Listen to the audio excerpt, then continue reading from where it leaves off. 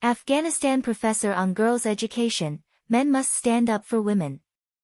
Professor Mashal says he will protest against the ban on women's education even if it means his death. CNT News. I call on fathers to take the hands of their daughters and walk them to school, even if the gates are shut. Professor Ismail Mashal, who runs a private university in Kabul, says he has had enough of the restrictions women face in Afghanistan.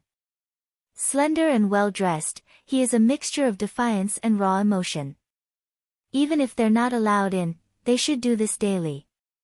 It's the least they can do to prove they are men, he tells me, holding back tears.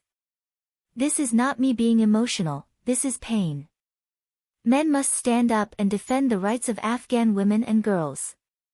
In December, the Taliban government announced female students at universities would no longer be allowed back, until further notice.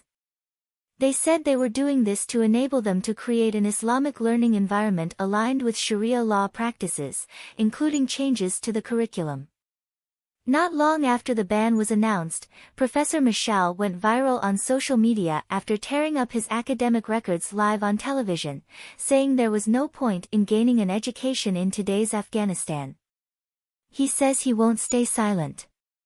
The only power I have is my pen, even if they kill me, even if they tear me to pieces, I won't stay silent now, Professor Mashal says.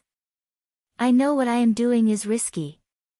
Every morning, I say goodbye to my mother and wife and tell them I may not return. But I am ready and willing to sacrifice my life for 20 million Afghan women and girls and for the future of my 2 children. Professor Mashal's university had 450 female students studying there, and they took courses in journalism, engineering, economics and computer science. The Taliban's education minister says these degrees should not be taught to women because they are against Islam and Afghan culture. Professor Mashal ran a private university in Kabul where 450 female students studied journalism, engineering and economics among other subjects. Professor Mashal says he could have kept his institution open for male students only, but instead decided to shut it completely. Education is either offered to all, or no one. The day I closed the doors of my institution, I was in a lot of pain. These people are playing with the future of our girls. My students call me and ask me when I think they'll be able to go back. I have no answers for them. I have no answers for my 12-year-old daughter who won't be able to go to high school next year. She continues to ask me what crime she has committed. Since he went on TV, he has received many threats. Despite this, Professor Mashal appears on local media almost daily. He's hoping his advocacy will lead to a nationwide campaign. But in this deeply conservative society, how likely is it that other men will join him? Even within the Taliban government, there are those who oppose the ban on girls' education, but most have not gone public. In response to the decrees, Afghan women across the country have continued to come out onto the streets to demand their rights. Image source: Reuters.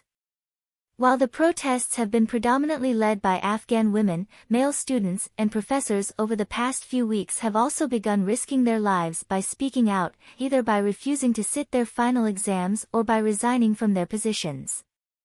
Professor Mashal says since the Taliban took over the country, he can't understand their focus on restricting women. Leave these poor women alone. It's enough. There are much bigger issues that need to be dealt with. There is no law and order in this country, it's like being in a jungle.